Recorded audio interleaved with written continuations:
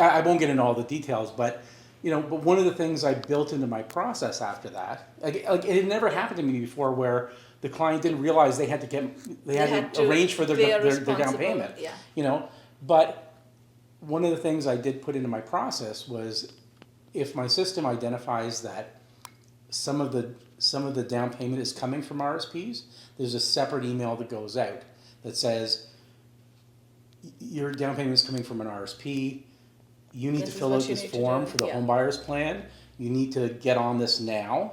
Don't wait till closing, because it could take a couple weeks to get the money. So, so I'm still learning, I'm still adapting, I'm still refining my process, and I'm always I go through a mental process every time it's file close.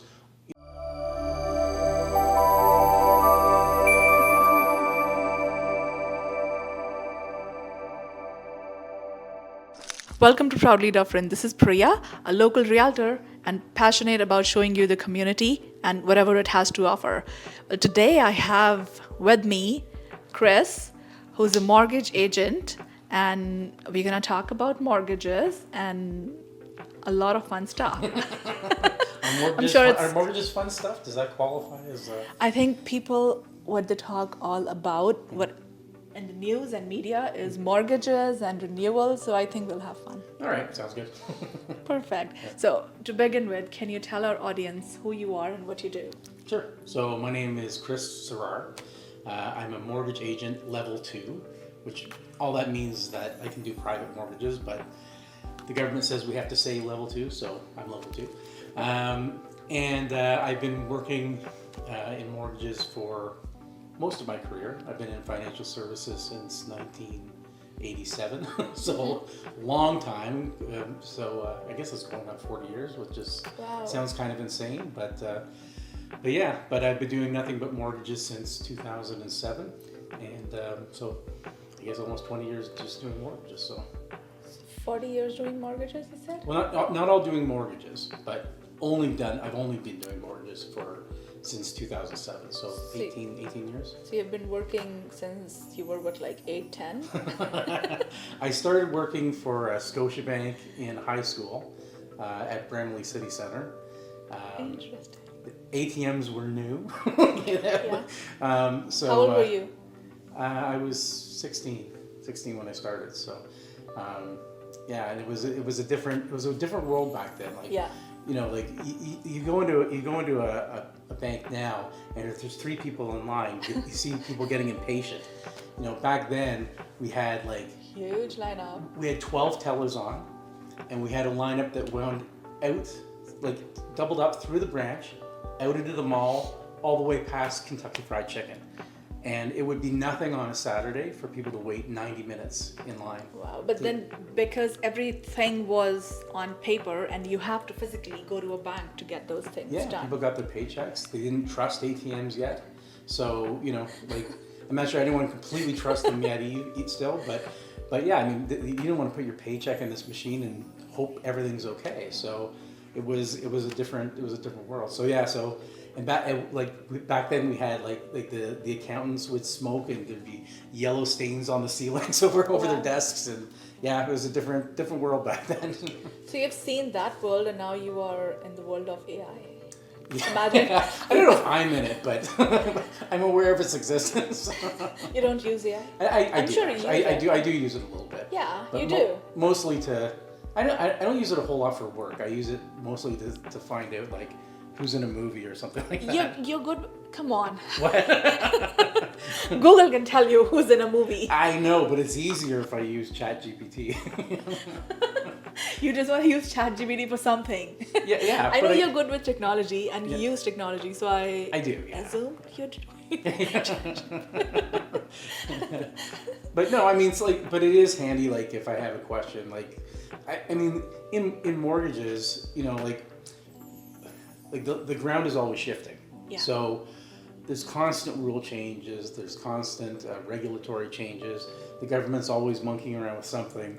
So sometimes it's handy just to do an inquiry, say, hey, what's the rule on this? And not that I always count 100% of those answers. I go and double check, but at least I know it helps me know what I'm looking for, right? At least it gives you a summary of Yeah. What's there. Yeah, and I mean sometimes like it's you don't know what you don't know, right? Yeah. So sometimes I read something, I'm like, oh, I didn't realize that had changed, and because we only do so many files a year, and there's lots of different programs, and if a rule has changed and you haven't dealt with that particular kind of file in a while, then you might not necessarily know that change has happened. So like I get probably 30, 40 emails a day from lenders. Yeah. And I can't possibly read all of them. Have ChatGPT summarize it for you. That would be a better use than asking. Maybe I should, yeah. What's the movie you watched lately? What did we watch the other day? We watched... With the help of ChatGPT. Actually, yeah. I have to go to Roz GPT to ask my wife what we watched. Oh my God, I don't even remember. ChatGPT yet? What was the last question I asked you? It was yeah, I know. It was oh my gosh, it was some like this is great video, me trying to figure things out. I forgive you. I forgive you. It was like a spy kind of movie, but I forget what it was. But it wasn't like a Mission Impossible. It was like something. You like it? Like straight. It was okay. Perfect. Okay, I promise. There's my good movie review on the movie I can't remember. On the podcast that I promised 2 seconds ago that we're gonna talk about mortgages. Yeah. No, we're talking about movies I can't remember. No, it's okay. We talk about mortgages and we talk about movies too. Okay, good. Yeah, I didn't know we were gonna talk about movies. No. Anyways, back to mortgages. Yeah.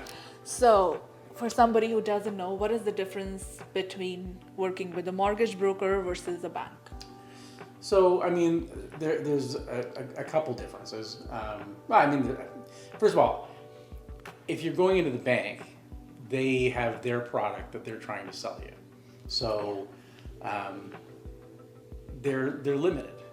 Every bank has their niche. Every bank has their things that they do differently. A lot of people just think about rate and that's the only thing that matters, and it's not. There's a lot that can go into it. So because I deal with a lot of different lenders, I have the ability to match people up with the mortgage that best suits them.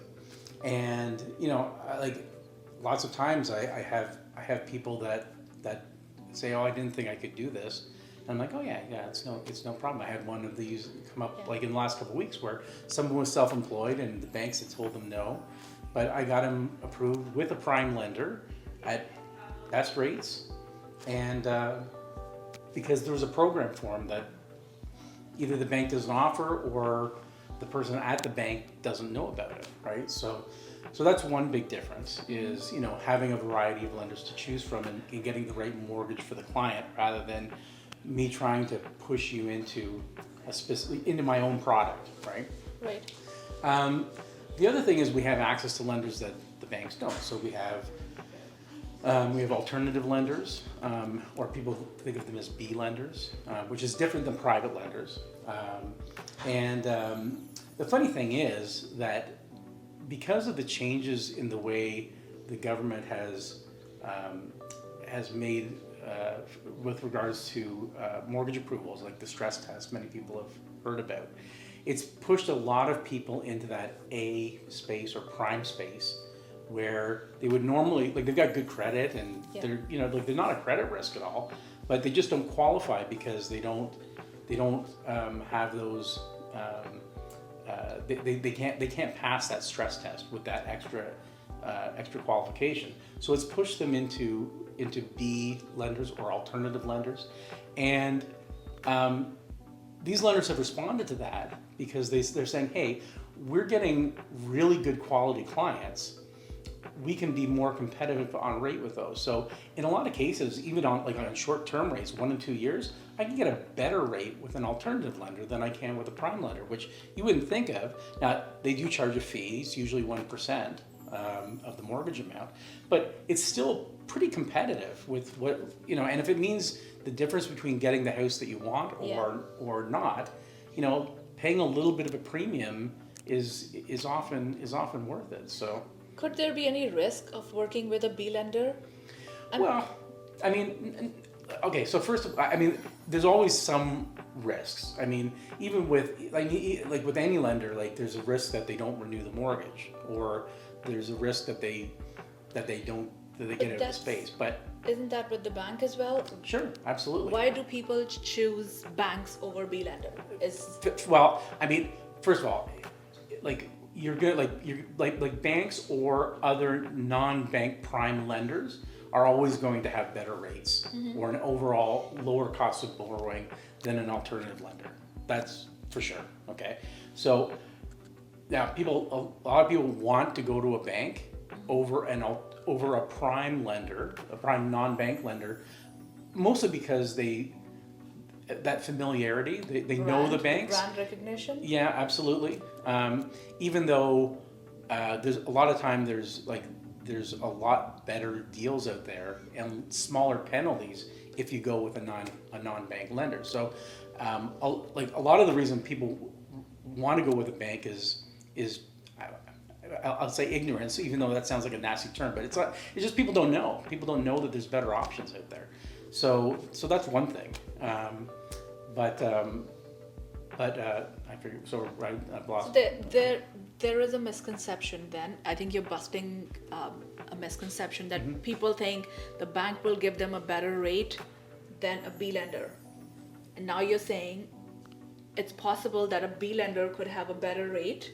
In some cases, if you have good credit, yes, like I say, a B lender will have that fee, but I'm talking about like non-bank prime lenders. So companies like First National or RMG or MCAT, where these are like their rates are every bit as good, sometimes like often better than what you can get at the bank.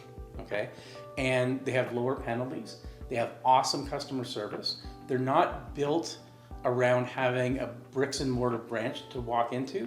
So their customer portals where you go in and log in are much more robust. You can do a lot more things with them. So in a lot of cases, like it's a better overall experience with these non-bank lenders, because they're not trying to drive business into the branch. So we call them monolines because like mono is in one. They only do one thing. They just do mortgages.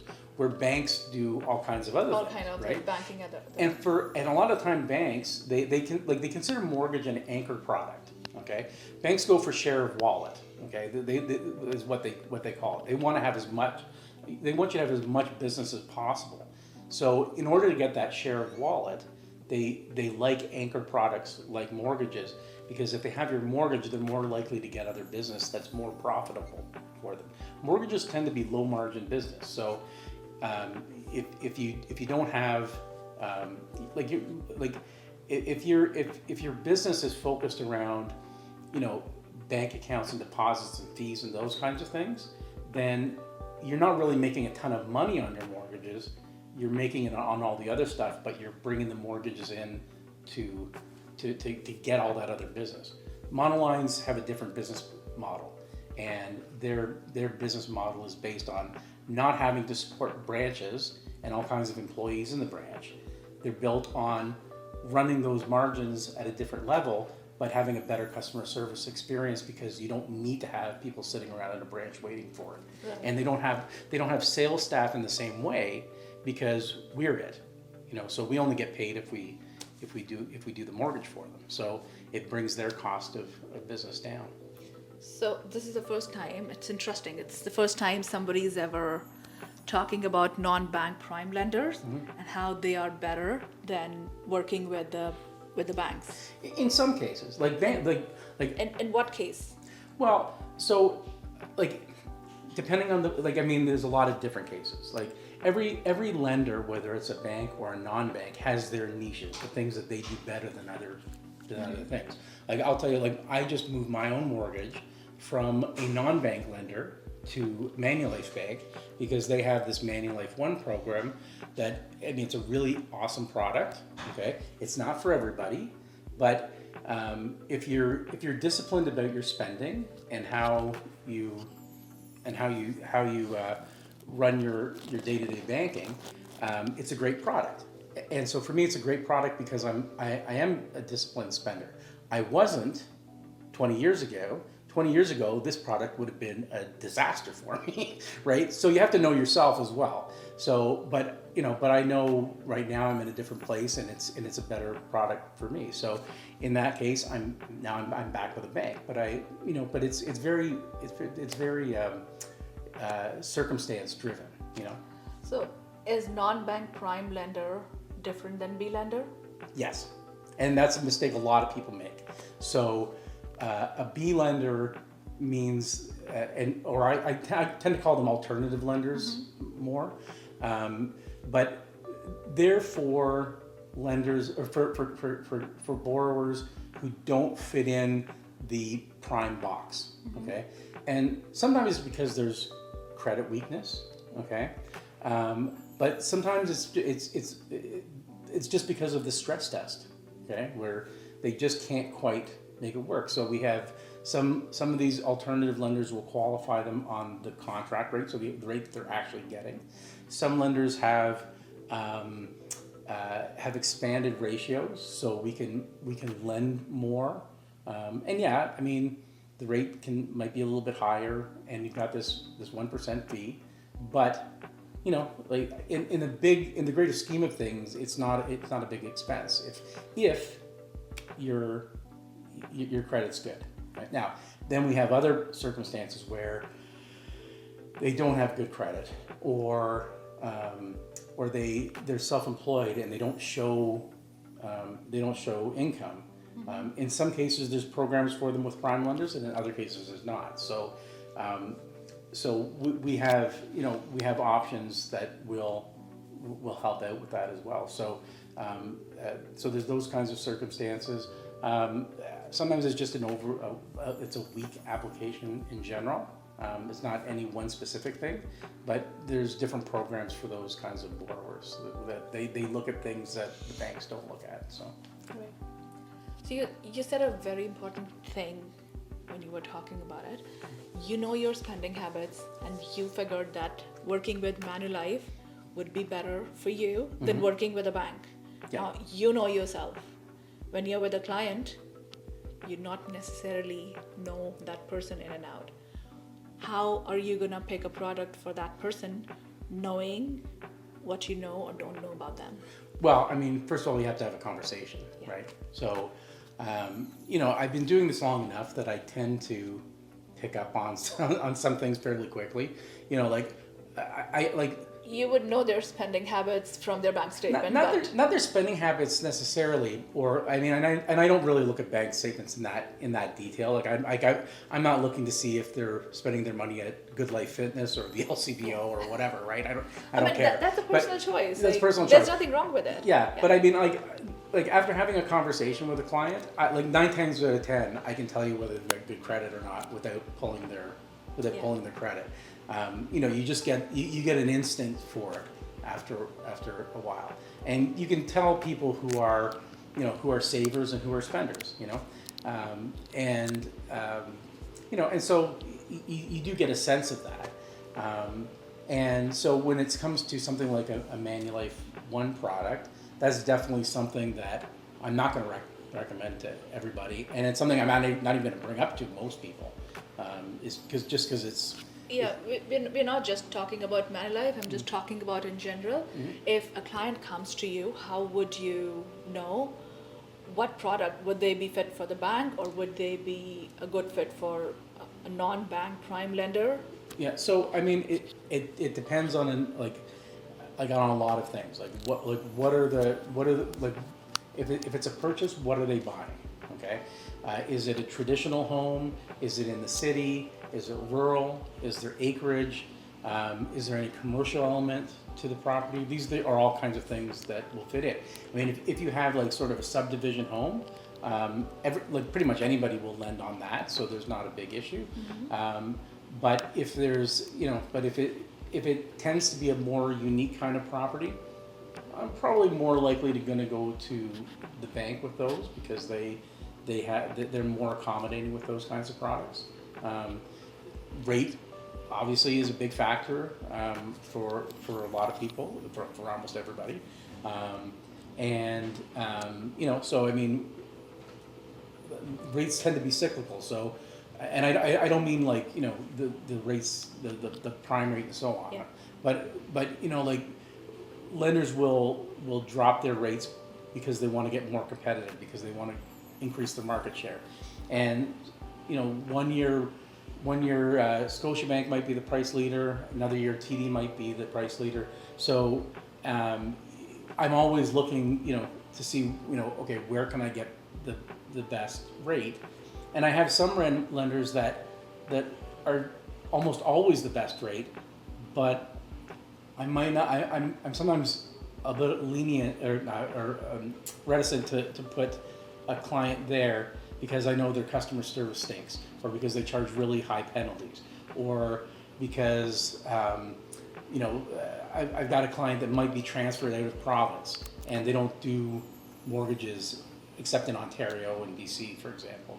So, you know, I'm setting them up in a scenario where maybe, you know, they're going to end up having to pay a penalty rather than being able to port their mortgage. So there's a lot of things that you think about when you're going through this process. So, you know, when I'm doing a mortgage for anybody, knowing that a lot of people end up breaking their mortgage before the end of the term, you know, I'm always thinking about flexibility, you know, so, you know, am I putting my client in a mortgage that's going to handcuff them, or am I putting them in a mortgage that gives them options?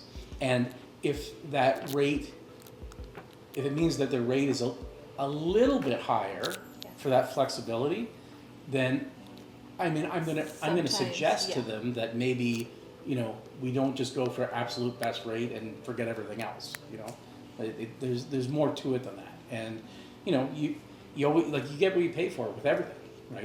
Including mortgages. So, you know, if you're paying a higher rate, you know, you're gonna get something back later. Like, so this one lender I'm talking about that's consistently has the lower rate. Well, why is that? Is that because they can borrow money more cheaply than everybody else? No. It's because they know they're going to make it somewhere else. So they're going to kill you on the penalty, and they know statistically they're going to have a certain number of mortgages they're paid before maturity, and so they're going to make it on the back end when someone gets a penalty for early payout, right? Good point, because this is what the consumer will not know when they're directly walking into a branch.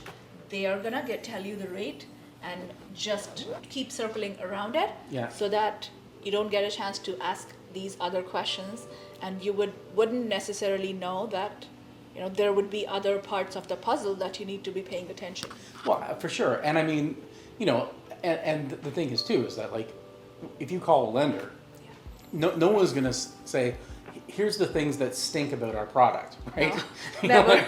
They want to sell their product. Like, no one's talking about that. It's in the fine print, but no one's bringing that to your attention, right? So, you know, so you kind of, like, if you don't know what to ask, it's the same thing. You don't know what you don't know, right? So if you don't know exactly the answer to those questions, or even if it's an issue, like, all mortgages are not built the same. So you have to really think about those kinds of issues when you're getting a mortgage. So if I've got a client and all they care about is rate, and I can't move them off that, I'll say to them, you know, here, I can do this, but here's what you need to know. Yeah. You sure you're okay with this? Of course, you know? yeah, of course, yes. You know, but I mean, and some people, like that's the mindset. Like, is that rate? I need the lowest rate, and that's it. Nothing else matters. But at least you have done your part to tell them that here is the fine print. If you're going this way, here is the cons. If you're going this way, these are the cons and pros and cons, and then they can make their own decision. Yeah, and I mean, and I will tell you that there are some lenders that I just won't deal with, and if that means I lose that client, I'd rather lose the client than put them in a mortgage that they're going to be really unhappy with down the road. I'd rather say, you know what, if you can get that rate somewhere else, then get it somewhere else. Like, I don't want to be blamed in 2 years when you're paying a $50,000 penalty. Are you talking about A lenders? Yeah. Why is it that you wouldn't work with certain lenders? Well, like I say, like, if they have really prohibitive penalties, then, you know, like, there's some of them that I just, or I just know that they're, like, I've had really bad experiences with them in the past where, I mean, like usually it's because of penalties, you know, where they've been just really prohibitive, and I just won't go there. But you know, there's some other ones that I might be more careful with in terms of, you know, like I wouldn't say I wouldn't deal with them, but I wouldn't necessarily want to put one of my clients with them. Right. Do you do just residential or commercial? I do like 99% residential. I do the odd commercial deal, but I'm not there is a certain expertise. So if it was like, you know, like if we're talking about like, you know, like a small business sort of, you know, commercial condo or you know, someone who's buying a property for a restaurant or something like that, those things I'm comfortable doing. If it was someone who's, you know, buying a 24,000 square foot warehouse, or maybe that's even small for warehouse, like 100,000 square foot warehouse, I'm out of my depth, which doesn't mean I couldn't help them, but like we do have like commercial experts that we work with, so it might be something where I would introduce them, and I might still play a role, or I might just step back and let the expert take care of it. Take care of it. Yeah. Okay. So, what's going on these days over here?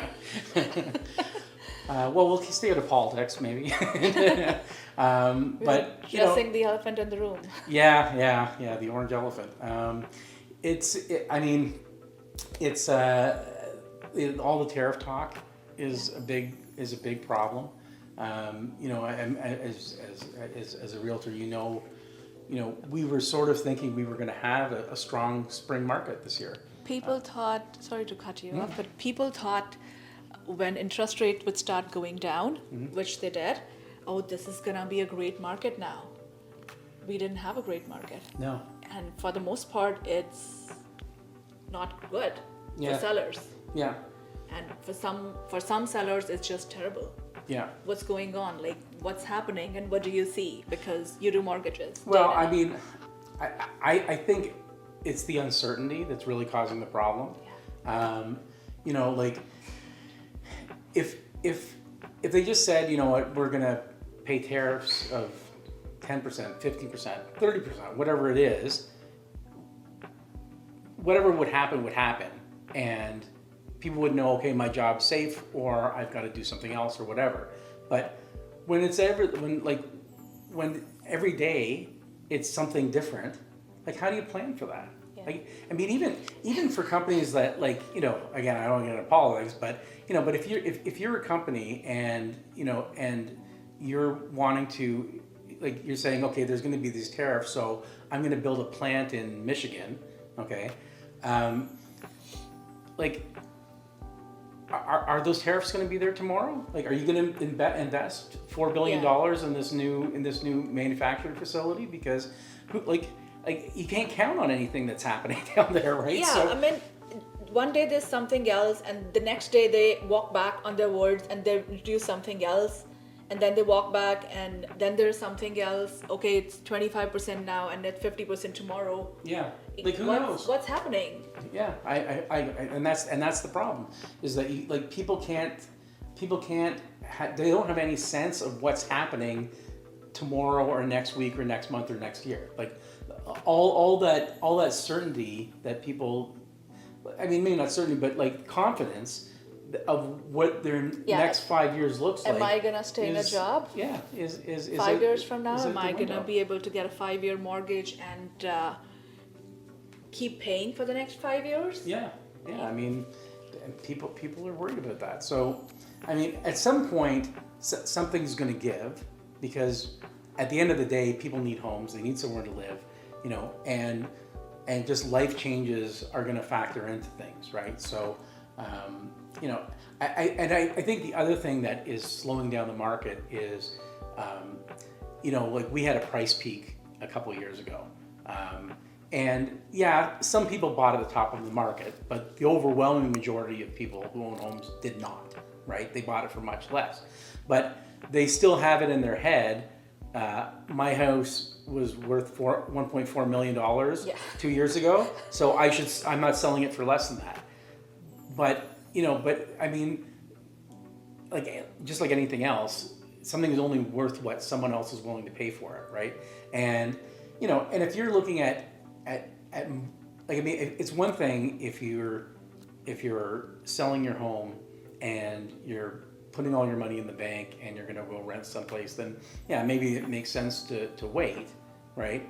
But if you're selling your home and just going to buy something else, like it's all relative. Exactly. Right? If you're buying and selling in the same market, it's just all worth it. Yeah. If you are, especially more so even when you're upsizing.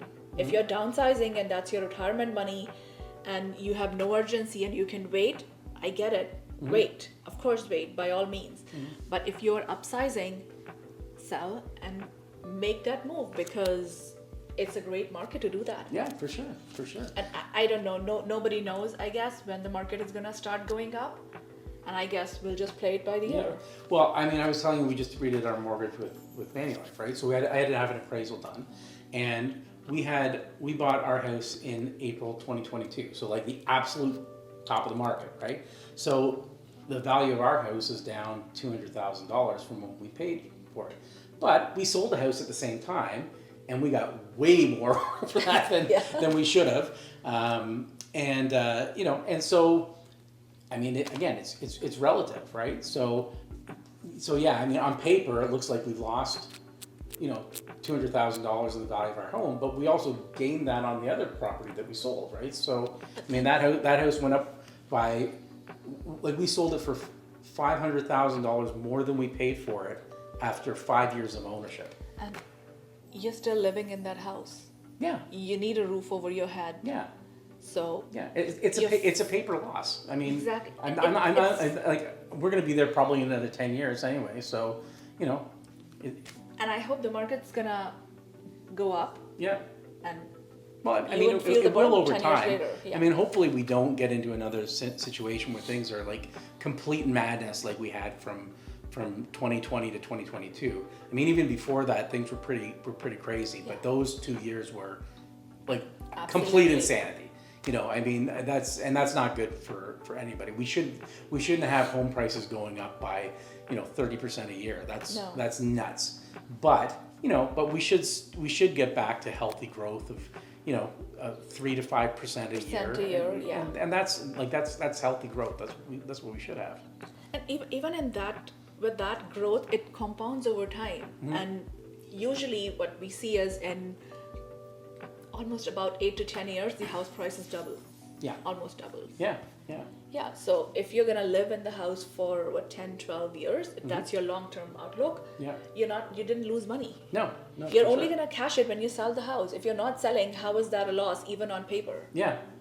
Well, unless you need to redo your mortgage. Redo your mortgage. So when you went to Manulife and the appraisal came back 200,000 lower, how fun was that? Actually, it was fine because it came in more than what I needed it for. So it didn't cause me any problems. You were safe. I mean, I was still a little nervous because in this market you just don't know. You don't know.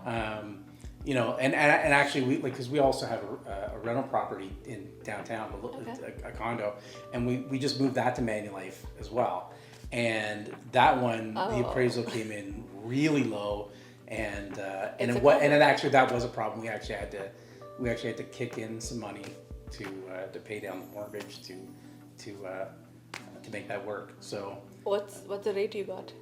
I got 4.77 for 5 years. So it's fixed, yeah. Rental, like, you always pay a little bit more on a rental property, and Manulife does not have generally they don't have the lowest rates for the Manulife One product. They have other mortgages that are more traditional, and you tend to get better rates on those. But the beauty of the Manulife One product is that if you're using it right and you're using it for like we're moving all our banking to Manulife. So if you're doing it like that, you can pay off your mortgage a lot faster. So when you're saying you're doing it right, get into it. Yeah, with the Manulife One, to me, I'm not saying that everybody should do it, but if you buy into the concept and you go all in with it, it works better. Is it like you pay your mortgage, your monthly mortgage, and then you put extra money in? So That helps you pay it down? So it's like a bank account. So it becomes your bank account. That's why it's called a Manulife One. So if you think about cooking dinner, like you've got 4 burners, and then you've got your oven, and then you might have something out on the barbecue. Like you've got that's traditional banking, right? Manulife One is like an instant pot. Like everything goes, like all your money goes into the pot, and then your mortgage, they charge the interest to it, or they take the payments out of it. But because you're maintaining a lower average balance on it, you like, even though the rate might be higher, the dollars that you're paying in interest are lower. So you end up paying it off faster. So you have a bank account with Manulife and you have a mortgage with Manulife. It's all the same thing. It's all the same thing. So my mortgage is my bank account. How is that? So Isn't it a negative balance? Yeah, it's like a bank account with a giant overdraft. Oh, so you keep paying into it. Yeah, so our pay goes into it.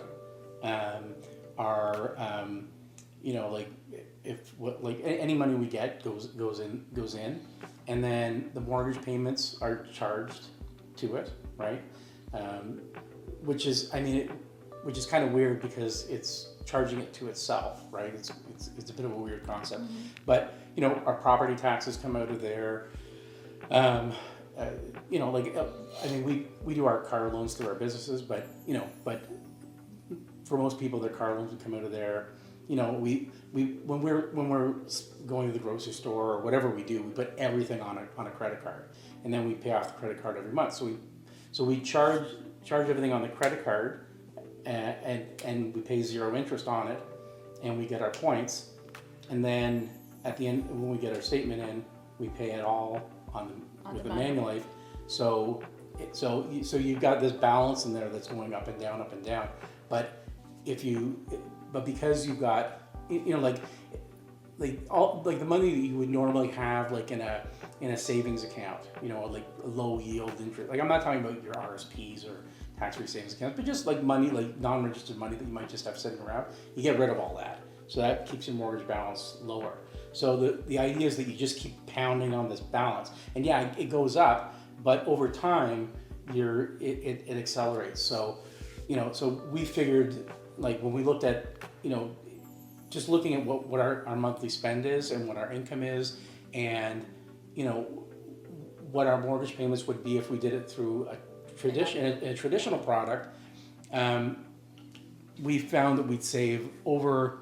We should pay off our mortgage in about 10 years, and we'll save about $300,000 in interest. Like it's a massive difference. Interesting. Yeah. And do you make any extra payment throughout those 10 years? You're constantly making extra payments, but you can re-advance on it because it's also a bank of credit. So whatever money is in there, it goes to the mortgage, but if you need it, you can pull it back? Yeah, exactly. Okay. Exactly. So it's always going up and down, but we've locked in portions of it at a, so like a line of credit is, you're usually paying prime plus a half, right? Mm-hmm. So prime's at 4.95. So we'd be on the revolving portion of it where we could re-advance, we're paying 5.45. But on our mortgage itself that we've locked in, at 4 point whatever it was, we're paying a lot lower interest on that because the bulk of it we're not going to be paying into it right away, right? So might as well pay a lower rate on that. So it ends up just Yeah. So it's like you have a line of credit that you can use anytime you want. Yeah. You don't have a physical liquid cash in your bank account. Yeah. But you're free to withdraw it. Yeah. Is it easy to withdraw money from Manulife? Yeah. I have a bank card, so I can go to an ATM and just Which pull the bank cash. do you go to? I don't use cash, so Yeah. I don't really know which. I can't remember which. I think they're part of one of the networks. So they have their own machines, like very few of them, but they also belong to this network. So if you use one of the network machines, I think all the credit unions are part of it, and I think National Bank's part of it, so you can use any of those machines, no fee or anything like that. Okay. If you like cash, but I don't. Interesting. I go Sometimes- to my barber once a month, and he makes my beard look not too stupid, and and he only takes cash. So that's the only time I take cash out of the bank is once a month for the barber. Sometimes you do need cash, so. Yeah. Yeah. Yeah, well, I don't. I just charge everything See, to the since we're talking about mortgages, Mhm. and we're talking about people don't know what they don't know, what are the top 3, 5, whatever you want to say, misconceptions that people don't know? And they should know. Well, I would say, first of all, rate is not the most important thing. The most important thing is the amount of the dollars that you pay. And yeah, rate plays a role in that, but it's not the only thing. So that's one thing. But it's one of those things like if you're not part of the mortgage business or whatever, and you're going to ask somebody a question about a mortgage, what are you going to ask? Everyone asks rate because they don't know what else to ask, right? So, Yeah. So that's always the first thing.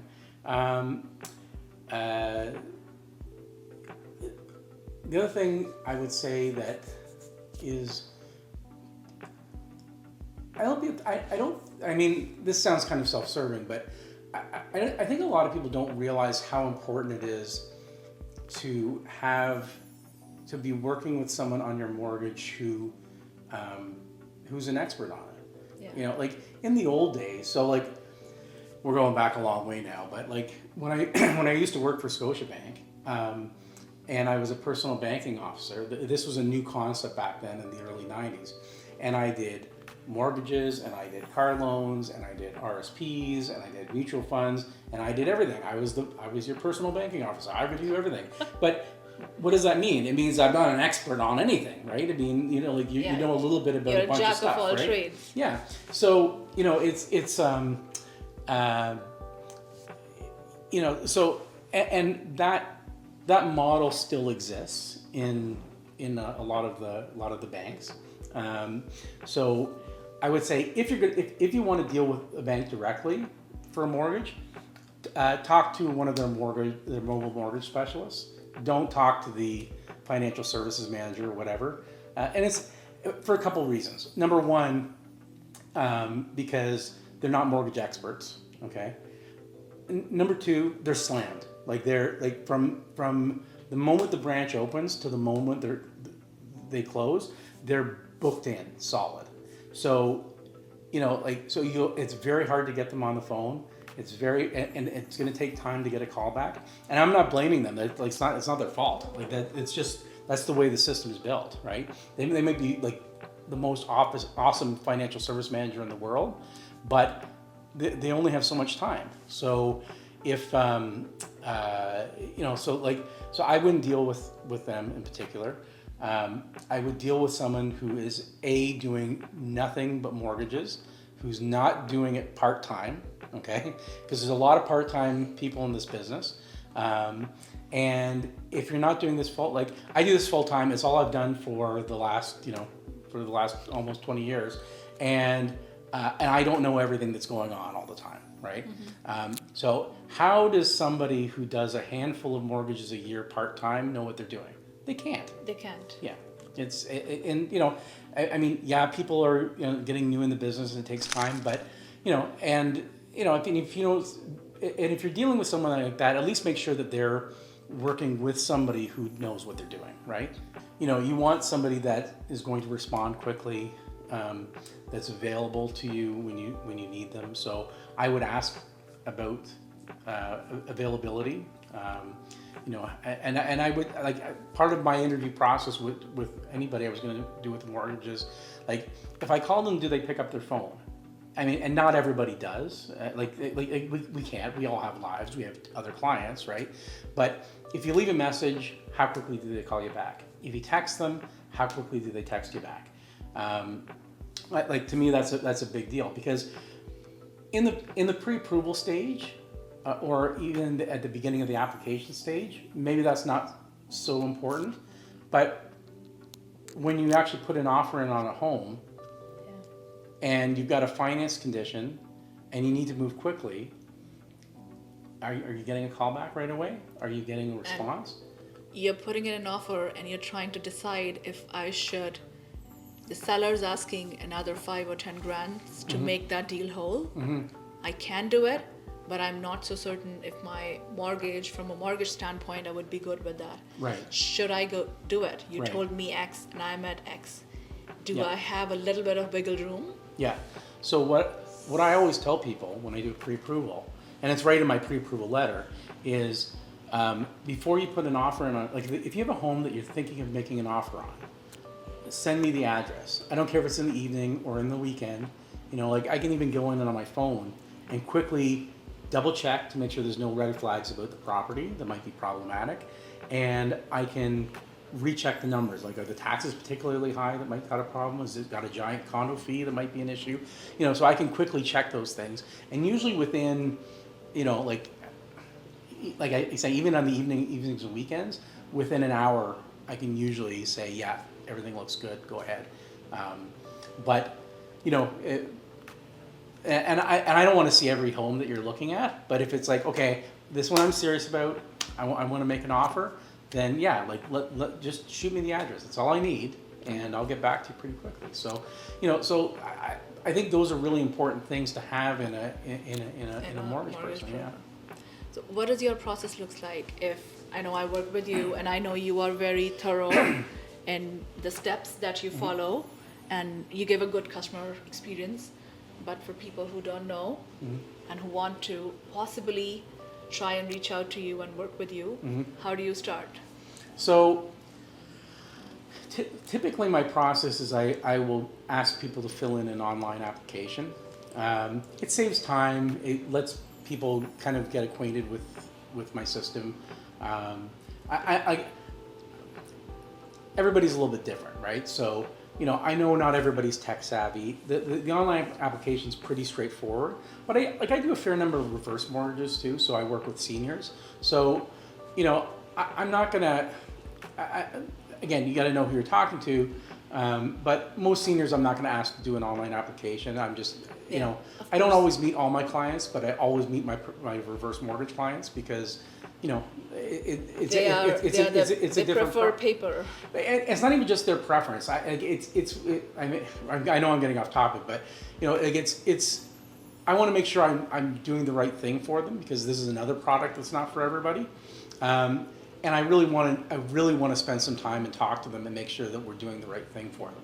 So, but anyway, going back to that. But so I mean, like, so I'll get them to do an online application. I can usually review it within 24 hours. Well, almost always within 24 hours. Like usually, you know, pretty quickly. From there, I'll always have some questions. I'll ask for some paperwork. I'll get you to sign a consent form just electronically. That I can check your credit, and then I go through the pre-approval like that. If it's a fairly straightforward deal, then like I say, within 24 hours, if I've got everything, I'll have a pre-approval for you. If it's a little bit more complicated, it might take a bit longer, but that's time well spent, you know, because you don't want to be finding these things out once you've actually made a purchase, especially if it's a situation where you can't get a finance condition.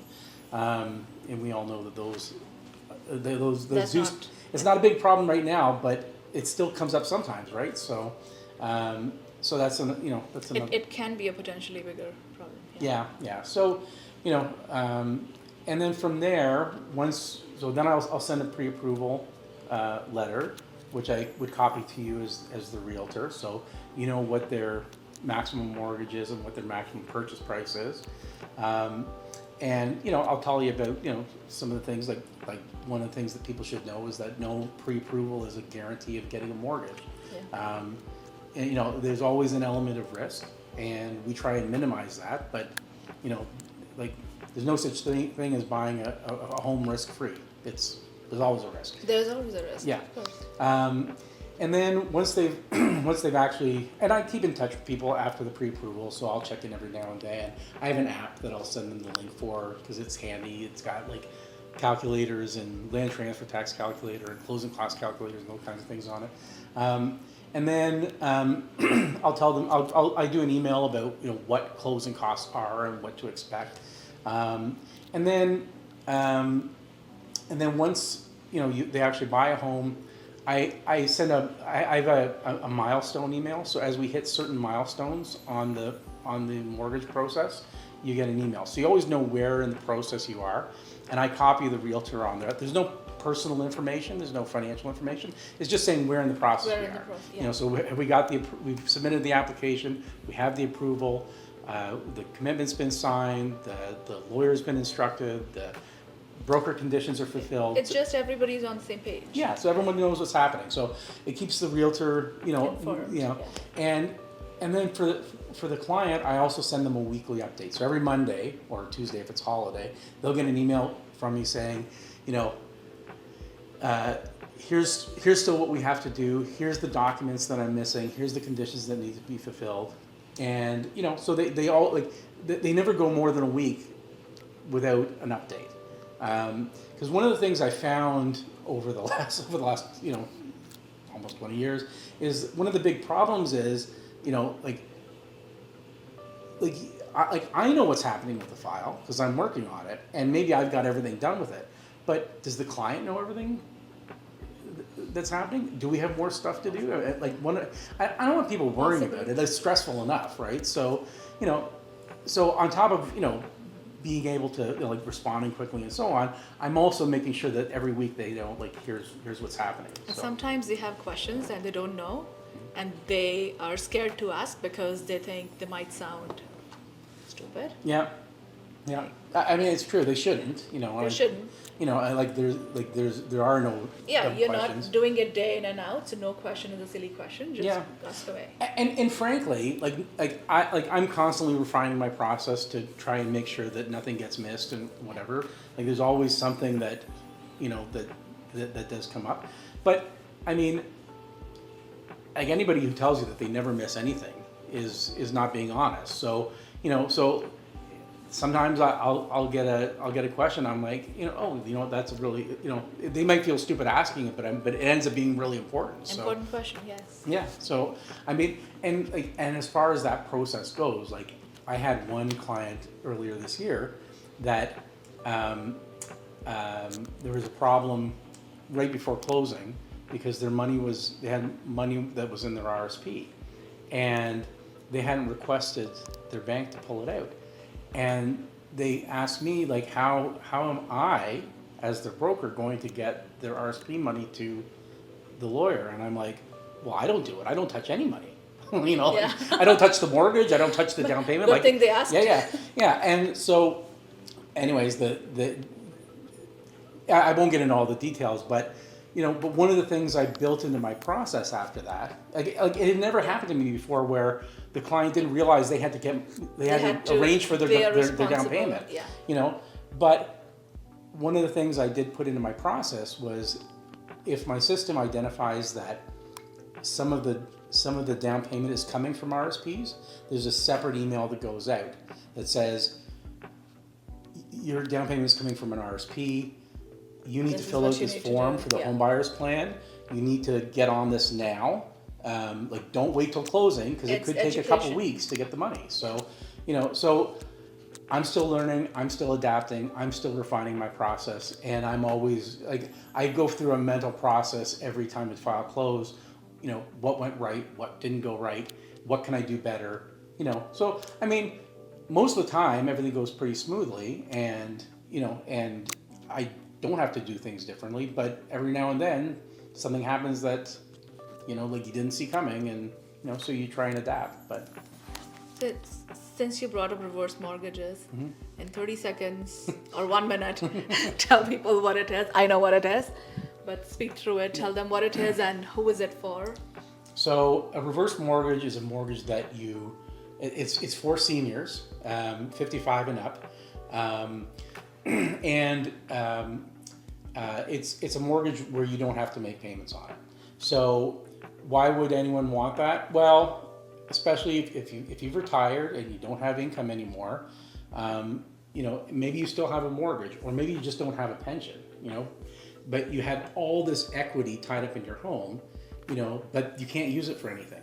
So a reverse mortgage gives you access to that. So if you want to be able to stay in your home, but you can't afford to live without this money, it's a really great option. Now, I always look for other options because it does tend to be a little bit more expensive in terms of what the rate is. Okay, but it's a tool in my toolbox, and it's an awesome tool in the right circumstances. So I always seem to be working on one or two of these, and again, it's like I'm talking to the client. I'm making sure this is the right product. I'm looking to see if there's not a better option. There's been times where I've had someone come to me and say, I need a private mortgage, I need a reverse mortgage, because they need money in the short term and they can't qualify for it in any other way. Mm-hmm. But I end up putting it into a private mortgage where, okay, yeah, the rate's a lot higher, but it's open. So in 6 months they can pay it off. So it ends up costing them less money at the end of the day, right? So again, it's what tools do we have and how do we employ them? But I mean, as far as reverse mortgages go, one of the big things that we've seen more in the last couple of years is mom and dad want to help their kids buy their first home. Yeah. They don't have down payment. Mom and dad don't have cash, but they have a paid for home. And but the kids can afford it, but they don't have the down payment. Yeah. So we do a reverse mortgage. Mom and dad don't need to make payments on that. The house is ultimately going to be inherited by the kids anyway. So it's like an advance on their inheritance, and that's a great use of that product. We've had other ones where, sorry, this is more than 30 seconds or a minute, but where somebody wants to downsize in the future, and they find a really great place, but they're not ready to move into it yet, but it's smaller, and so they do the reverse mortgage on their current home to buy that place. They rent it out. The reverse mortgage is tax deductible because it's for a rental property, and they're buying that home at today's prices, and then they're selling their current home when the market goes up. Yeah. And then pay off the reverse mortgage, mm-hmm. and whatever money is left over is your retirement fund. Yeah.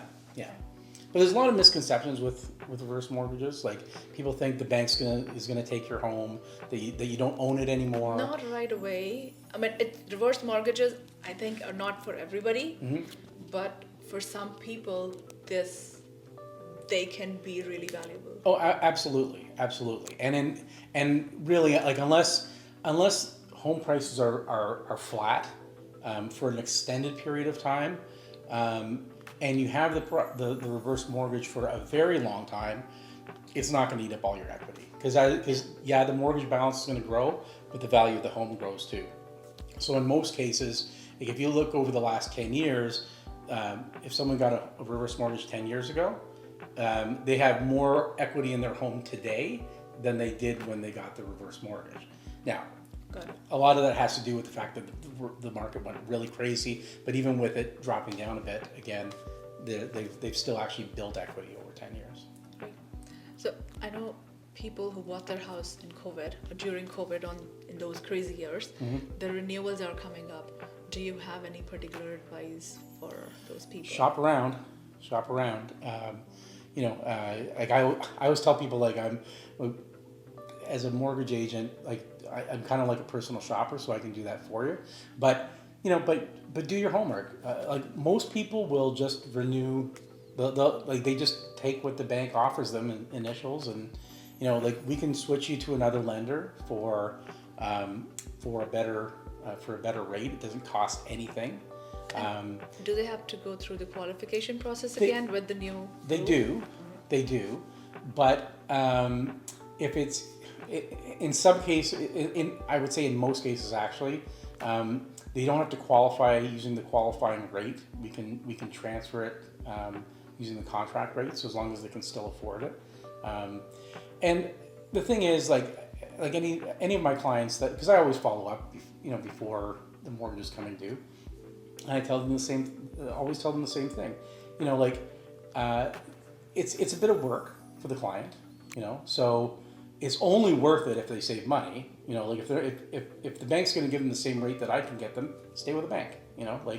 But if I can do better for them, it's worth the little bit of hassle that you go through the application, and as you know, we try and keep it as hassle-free as possible. But the bottom line is ask questions. Yeah. And reach out. And negotiate. Yeah. What's the timeline? For any mortgage, you want at least a month before maturity. Now, one of the things that I'm doing right now with a lot of my clients is their mortgage isn't maturing for like 4 months, but the bank isn't usually going to reach out to them till they're not going to give them an offer for a month away. And everybody thinks that rates are coming down, but they've actually gone up a little bit over the last couple of months. So I'm locking people into a rate now so that if rates go up, they're protected. And if they go down, then they're going to be able to take advantage of that. But you got to do that early enough, so it's a free insurance policy. Great. Any last piece of advice or anything that I've missed and you want to bring it up? No, I mean we've covered a lot. I sympathize with the editor who's gonna have to piece this into something coherent. But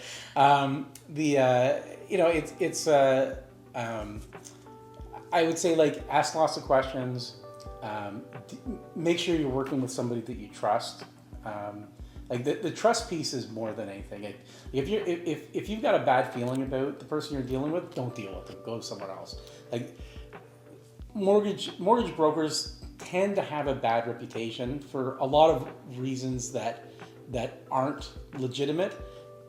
There are some bad actors in our business. Just like realtors. Just like realtors, there's always a few jerks that ruin it for everybody else. But as someone in this business, I work with a lot of mortgage agents, a lot of mortgage brokers, and like 99% of them are working hard and doing the right thing for their clients. You've got the odd guy that's a crook, and unfortunately the government's not hard enough on them. But that's why you should let us give you the good experience that you deserve. Yeah, and I mean, even if you think your guy's okay, but you're not sure, talk to somebody else.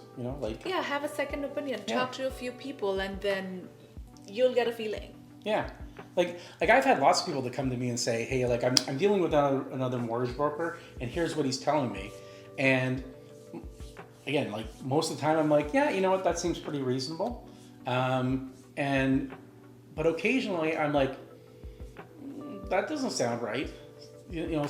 So let me have a closer look. Like maybe it is right, but maybe we should have a closer look at it. There's a lot, like I say, there's a lot of really great people in this business. I'm not going to try and steal business from anybody who's doing a good job, but if I do feel like someone's being taken advantage of, then yeah, I want to step in on that. So tell people about your app. And if they want to work with you, where can they find you? So my app is it's called the Canadian Mortgage app. It's an app that a lot of us in the business use. You can find the app on my website, and my website is just my last name, cerar.ca. And you can also just Google me, Chris Cerar. There's not a whole lot of Cerars out there, so it shouldn't be hard to find. I'm closing in on 100 Google reviews, so I'm pretty proud of that. And I've also won.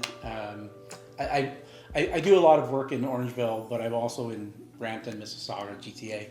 I've won the Mississauga News Best Mortgage Agent for the last 4 years, so pretty proud of that too. So I'm not that hard to find as long as you know how to spell my last name. So it's Cerar. Okay, well, great. It was great having you. Thanks. And good conversation. Thanks Thank you very so much for doing Right. And thank you so much for watching this long episode. I'll see you in another one.